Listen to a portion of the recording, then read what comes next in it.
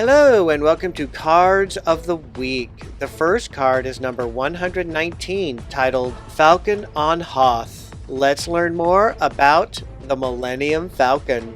In 14 ABY, the Falcon was seen during Jaden Korr's mission to Mos Eisley. The ship sustained no damage during the conflict. Before the Black Fleet crisis in 16 ABY, the ship was rebuilt by a New Republic team over several months. The ship was stripped down to its basic space frame with deformed members replaced. Then it was rebuilt from the ground up. New technology was augmented to improve efficiency. The electronics were properly grounded and pulse shielded, mechanicals shock mounted, cables bundled and tagged, and other parts documented and labeled. Roughly 50% of its structural parts were replaced and it weighed 300 kilograms less. The ship's tractor beam, sensors, shield lenses, lower deflector emitters, and hyperdrive motivator were all upgraded and recalibrated. The crew quarters and holds were recarpeted, the sanitizer was recharged, and a YT-1300 battery regulator was duplicated from Corellian specs. A Scenar Systems augmenter was also installed and the missing escape pods were replaced. Han, to Chewbacca's exasperation, was aghast at how perfect his ship performed and how smoothly it operated, declaring that he would need to go and re-loosen some of the nuts and bolts again so he could tell when the ship was straining. Han was known for flying by feel and dialing down the inertial compensators to 95% instead of the usual 99 to 100% that most pilots used. This technique, he said, helped him to feel the condition of the ship better despite it sometimes catching newer passengers off guard with the unexpected G-forces being exerted during flight. That's it for now. More information on the next Millennium Falcon card.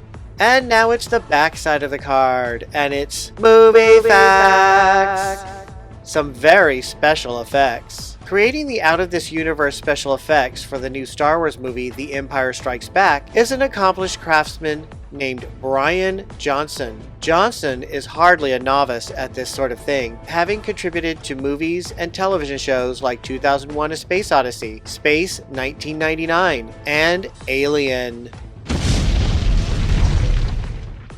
The next card is number 121, titled The Pursued. Let's learn more about the legendary adventures of Luke Skywalker.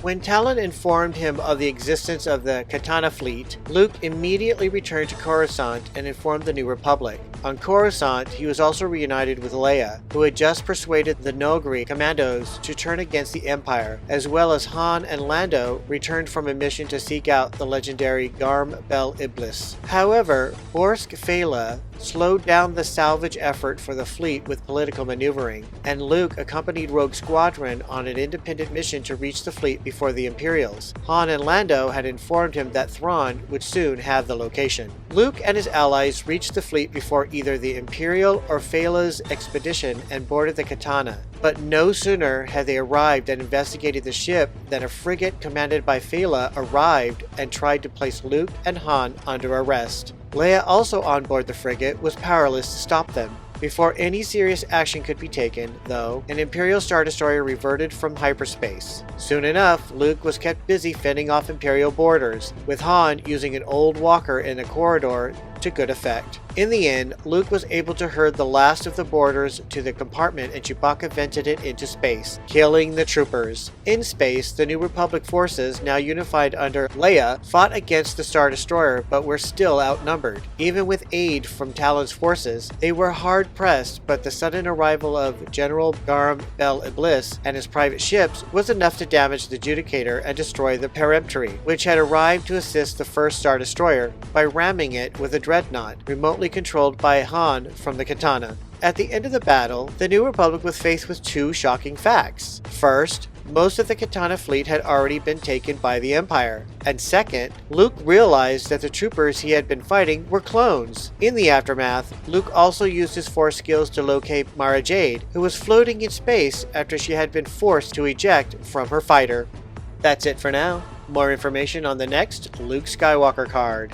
And now it's the back side of the card, and it's movie facts. From Lucas to Luke. When George Lucas first penned Star Wars, his main character, Luke Skywalker, captured the author's own sense of awe and adventure. Through Luke, Lucas could fly great spaceships, fight dastardly villains, and save the entire universe. Through the sensitive performance of Mark Hamill, Luke's adventures come to life for millions of imaginative youngsters. Alright, those are the cards of the week. Look out for the next cards. Thank you for watching. Don't forget to hit that like button and click subscribe. You can follow Star Wars Obsessed on Instagram and Facebook.